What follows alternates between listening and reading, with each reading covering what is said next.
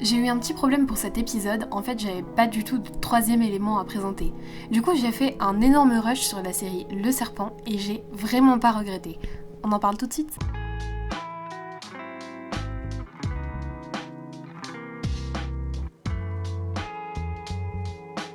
Comme d'habitude, il n'y aura pas de spoiler dans cette vidéo, du coup vous pouvez regarder tranquillement, je ne spoil pas. Et deuxième chose que je voulais dire, ça reste un avis hyper subjectif, vraiment, c'est juste comment je me sens par rapport à ce que j'ai vu, lu, etc. Donc n'hésitez pas à réagir en commentaire si vous n'êtes pas d'accord, si vous êtes d'accord, et puis comme ça on pourra en débattre tous ensemble. C'est parti! Donc j'ai vu la série Netflix Le Serpent qui raconte l'histoire du tueur en série Charles Sobrage dans les années 70, un tueur en série français basé à Bangkok qui en fait drogue des touristes et les tue pour pouvoir voler son passeport. Leur passeport, pardon. Mon dieu, je galère. Donc on va suivre un peu sa traque grâce à un diplomate néerlandais et on va voir un peu comment sont les meurtres, etc. C'est articulé en flashback, donc on a toute l'histoire vraie qui se déroule sous nos yeux. Alors, j'ai trouvé le scénario assez intéressant parce que personnellement je connaissais pas du tout l'histoire de Charles Sobrage, donc c'était hyper cool à suivre. Et en fait c'est vraiment très très prenant. Par contre, je vous préviens direct, c'est pas le genre de série qu'on peut suivre comme ça en préparant à manger ou en faisant autre chose. C'est pas une série fond sonore quoi, faut vraiment être concentré pour la regarder parce que comme je vous l'ai dit, il y a beaucoup de flashbacks, d'ailleurs qui parfois sont un peu compliqués à suivre. Les premiers épisodes, j'ai vraiment dû me concentrer. Et donc voilà, il faut être présent et il faut s'investir un peu intellectuellement dans la série. Je sais que ça peut en dérouter certains, d'ailleurs il y a certains moments où moi-même j'étais un peu perdue, notamment dans l'épisode de la fin où il y avait un personnage qui a débarqué, je savais pas qui c'était, enfin je savais pas quel était son rôle, j'ai pas tout compris, mais globalement ça reste largement suivable, vous allez pas être perdu tout du long quoi, franchement c'est assez... ça va, une fois qu'on a compris le truc et qu'on est dedans, c'est facile à suivre et ça se déroule tout seul. Je trouve que le point fort de la série, c'est vraiment qu'il y a une ambiance autour du personnage de Charles Sobrage qui est assez cool en fait. On a beaucoup de suspense, on est stressé, on a le nœud au ventre quand on regarde la série. D'ailleurs il y a une scène à l'aéroport, j'essaye de pas spoiler, c'est un peu difficile. Il y a une scène à l'aéroport qui m'a vraiment fait stresser à fond, j'étais hyper tendue et c'est trop cool en fait, on est vraiment pris dans la série, c'est pas gore. Donc vous pouvez tout à fait regarder même si vous êtes un peu sensible, etc. Mais par contre c'est très stressant et ça c'est cool. Et les personnages on les situe bien, ils ont chacun une petite personnalité, même si c'est des personnages secondaires on arrive bien à les situer, etc. Donc hyper cool, les acteurs sont très bons, j'ai rien à redire là-dessus. Et le visuel est incroyable, enfin vraiment les décors sont soignés, on arrive bien à se repérer dans l'appartement de Jean Sobrage, dans l'appartement de Herman Knipenberg, bon, le diplomate néerlandais là, et c'est hyper cool à suivre, on a vraiment bien le temps de voir l'intrigue se développer, de voir les personnages se développer, ils ont chacun leur petite histoire personnelle et tout, donc vraiment hyper prenant, hyper stylé, hyper captivant, donc j'ai rien à redire là-dessus, mais il y a quand même un point négatif, sinon ce serait un coup de cœur et un 10 sur 10, mais vous vous en doutez que non. Pour moi, il y a un problème au niveau des langues, parce qu'en fait c'est une série qui se veut internationale, on a un tueur français basé à Bangkok qui est marié avec une québécoise et un diplomate néerlandais qui enquête sur eux, donc ça parle anglais, ça parle thaï, ça parle français, ça parle néerlandais, j'ai même cru entendre de l'allemand à un moment, et en fait ils passent d'une langue à l'autre sans vraiment qu'on comprenne pourquoi. Moi j'ai regardé en VO et parfois c'est vrai que ça fait bizarre, genre il y a deux personnages qui parlent en anglais alors qu'ils sont tous les deux français, au beau milieu de la discussion ils repartent en français, enfin c'est vraiment étrange et parfois on se demande pourquoi ils ont fait ça. Surtout que le dialogue français franchement c'est... Bah ça sent que ça n'a pas été écrit par des français quoi, ça sonne faux, ça sonne bizarre et ça nous fait un peu sortir de la série. Et du coup ce qui fait qu'il y a certains acteurs qui sont pas très justes dans leur jeu parce qu'ils sont pas du tout aidés par le texte en fait. Enfin c'est vraiment... les dialogues en français ils sont mal écrits, je suis désolée, ça s'entend que c'est pas du français normal. Et notamment Jenna Coleman qui joue le rôle de Monique, je trouve que c'est une très bonne actrice et je trouve qu'elle est très bien dans son rôle. Le seul problème c'est qu'elle est pas québécoise en fait, elle joue une québécoise, elle est pas québécoise du tout. Du coup parfois elle a l'accent québécois, parfois elle l'a pas, c'est vraiment bizarre en fait comment elle parle. Et bah c'est un problème parce que la dimension internationale elle est très importante dans cette série et en fait c'est un peu gâché parce que pour moi ça n'a pas été assez soigné au niveau des langues et au niveau de la cohérence et du fait d'avoir des paroles qui soient agréables à l'oreille dans chaque langue en fait. Donc c'est le point négatif de la série. Après, bon, ça reste du détail donc ça va, même si ça fait sortir de la série en vrai à certains moments, donc c'est dommage. Donc ça n'empêche pas que j'ai passé un très bon moment devant cette série, que j'ai vraiment été captivée du début jusqu'à la fin. Il y a peu de moments où on s'ennuie et que j'ai trouvé que c'était assez frais par rapport à ce que Netflix nous proposait d'habitude.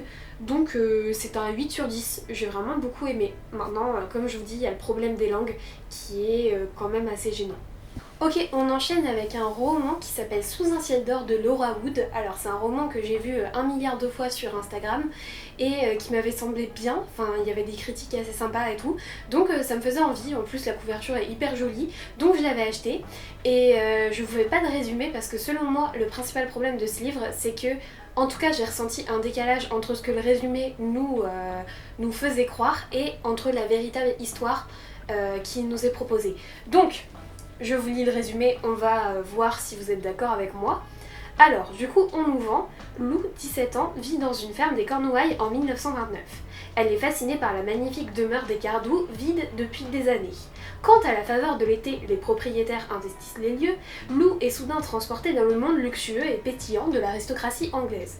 Au centre, un frère et une sœur époustouflants dont elle devient de plus en plus proche. Donc là, on s'attend à une histoire ambiance historique, peut-être un récit initiatique où elle va évoluer grâce à ses rencontres, etc. Et une histoire d'amitié avec le frère et la sœur. Bon, jusque-là, tout va bien. Ensuite, tandis qu'un amour inattendu s'éveille en elle, Lou découvre que le champagne, le jazz et le charleston cachent de sombres secrets. Du coup, on aura une histoire d'amour, c'est prévu, et de sombres secrets. Donc je sais pas vous, mais moi quand on me dit de sombres secrets, je m'attends à des complots, à je sais pas, des meurtres, peut-être des disparitions, des trucs un peu bizarres, beaucoup de suspense. En tout cas, je m'attends à une histoire assez captivante et vraiment prenante. Donc ça me faisait envie parce que c'est mon style de livre. Le problème, c'est que pour moi, c'est pas ça. Pour moi, Sous un ciel d'or, c'est juste, enfin, juste, ça dépend. En tout cas, moi, c'était juste parce que je m'attendais à des complots, mais pour certaines personnes, c'est tout à fait bien et je le conçois. C'est l'histoire d'une fille qui a 17 ans qui tombe amoureuse d'un jeune aristocrate très arrogant, très froid et qui, au fil du livre, va apprendre à l'apprécier et voilà quoi. C'est une histoire d'amour en fait. Et c'est une histoire d'amour historique. Voilà. Et franchement... Enfin, c'est le genre d'histoire qu'on voit tout le temps et vous allez peut-être me dire que je suis un peu dure, mais franchement, avouez que les histoires d'amour entre une fille issue d'une famille un peu pauvre, famille nombreuse, très heureuse, ambiance historique, et un jeune homme arrogant et ténébreux, enfin... On a déjà vu ça 53 000 fois quoi, donc c'est vraiment pas original. Et c'est pas non plus original dans l'histoire d'amour, enfin... Robert c'est un cliché, Lou c'est un cliché, les deux ensemble c'est un cliché, et il y a même certains passages qui sont clichés et que j'avais l'impression d'avoir déjà lu. Genre à un moment, la sœur aînée de Lou, qui est forcément plus belle, plus sociable et qui est heureuse en amour, encore une fois on n'a jamais vu ça, lui dit « Ah mais on est à un mariage, on n'est pas à un enterrement ». Et en fait voilà, il y a plein de lieux communs comme ça dans l'écriture qui donnent vraiment l'impression qu'on a déjà lu le roman 300 fois avant lui quoi. Donc c'est vraiment pénible, surtout que les événements sont pas surprenants, enfin franchement on peut tout prédire du début jusqu'à la fin. Et je sais pas, j'ai pas du tout été subjuguée par les Cardoux, je me suis pas dit oh mais quelle famille incroyable, enfin... Je trouve que les fêtes elles sont un peu plan-plan, il n'y a pas tant de personnages que ça, on n'est pas pris dans l'univers, on n'a pas l'impression de virevolter, on n'est pas... je sais pas, genre vraiment... on m'avait promis un univers pétillant et luxueux et c'est pas le cas. Enfin ça reste assez fade je trouve, surtout parce qu'il passe beaucoup de temps à se préparer aux fêtes et pas forcément à la fête en elle-même. Donc c'est un peu triste. Et c'est dommage parce que en fait il y a plein de bons éléments dans ce livre. Par exemple il y a la relation entre Lou et sa grande sœur Alice qui moi je trouve est un super point positif. Enfin elle est assez développée parce que Lou et Alice sont très proches au début du livre et puis Alice se marie et du coup elle s'éloigne de plus en plus. Et ça c'est quelque chose que j'ai trouvé hyper intéressant et c'est quelque chose qu'on retrouve tout le temps dans la vie de tous les jours. Deux sœurs qui étaient très proches et qui s'éloignent au fur et à mesure. Et ça m'a intéressée. Pareil, il y a certains passages où je me suis dit ah c'est vraiment bien écrit. Donc je pense pas en fait que ce soit un manque de talent de l'auteur, je pense pas que c'est une auteure que je vais boycotter parce que ce livre-là m'a déçue, c'est juste que selon moi c'est pas original, enfin je m'attendais à quelque chose de pétillant et je me retrouve avec un plat réchauffé quoi. Donc c'est dommage. Après, si vous aimez les histoires d'amour historiques comme ça, si le résumé que je vous ai donné vous fait envie, allez-y, parce que c'est très convenu, en fait, vous allez avoir exactement tout ce à quoi vous attendez et vous allez être content. Mais si vous cherchez quelque chose vraiment qui va vous surprendre, si vous cherchez pas une valeur sûre du genre, on va dire, ne vous tournez pas vers ça parce que ça respecte exactement tous les codes de l'histoire d'amour historique et c'est en ça que c'est décevant. Il n'y a pas de nouveauté, voilà. Donc pour moi c'est un 4 sur 10, enfin vraiment je peux pas aller au-dessus. Maintenant comme je l'ai dit, je pense pas que ce soit dû à un manque de talent de l'auteur, je pense qu'elle écrit bien et qu'elle a quelque chose à apporter dans la littérature jeunesse etc. Mais je pense qu'elle peut faire mieux que ça, enfin je pense qu'elle peut faire des trucs plus originaux et moins déjà vus et moins déjà convenus quoi. Donc une petite déception, vraiment bof. On va parler du dernier Disney qui est Raya et le dernier dragon. Donc ça raconte l'histoire de Raya, une princesse qui vit dans un monde apocalyptique où en fait il y a un monstre qui a changé tout le monde en pierre. Et du coup le but de Raya c'est de trouver le dernier dragon qui existe dans ce monde afin de détruire le monstre en fait et de ramener tout le monde à la vie. Alors je sais pas vous, mais moi je trouve que le concept il est vraiment incroyable. Franchement, dans les 15 premières minutes du film j'étais là, oh mon dieu mais c'est trop bien, c'est trop stylé, j'adore. Franchement, l'intrigue est vraiment très très cool, le scénario est cool, il est porté par des personnages vraiment intéressants en plus. Il y a Raya qui a un arc narratif assez intéressant vu qu'elle ose plus faire confiance à personne etc. Il y a la méchante aussi qui est hyper intéressante qui s'appelle Namahari et qui elle est méchante avec Raya mais en même temps on sent qu'elle veut juste protéger son peuple donc c'est hyper cool, c'est assez complexe, assez bien développé je trouve. Il y a même, bon alors je sais pas comment il s'appelle, je sais même pas si c'est dit dans le film, mais ce personnage que j'ai trouvé plutôt touchant, donc franchement au niveau des personnages on est bien, au niveau du scénario on est bien et au niveau du visuel, mais alors ça pour moi c'est vraiment le meilleur point du film, c'est hyper beau à regarder, vraiment les décors sont hyper stylés, le design des personnages est hyper stylé, toutes les scènes d'action sont hyper stylées, franchement à chaque fois qu'on regarde ce film on en prend plein la vue et pour moi c'est assez incroyable en fait, c'est l'un des meilleurs Disney niveau design selon moi, c'est juste un avis mais franchement moi j'ai été assez impressionnée par ça. Et donc en fait le problème, je l'annonce directement, c'est que ça va pas être un coup de cœur parce que pour moi, dans ce film, en fait, ils ont pas pris parti. Parce que on a une intrigue qui est clairement un peu dark en fait, parce que le monstre, franchement, il fait peur, il change quand même des gens en pierre. Il y a tout un moment au début où Raya, elle se promène toute seule dans le désert, elle voit plein de statues de gens qui sont changés en pierre et tout, donc c'est assez stressant quoi, franchement c'est un petit peu dark et donc c'est clairement fait selon moi pour les enfants un peu plus vieux ou pour les adultes parce que je fais pas du tout partie de ce genre de personnes qui disent que les dessins animés c'est que pour les enfants.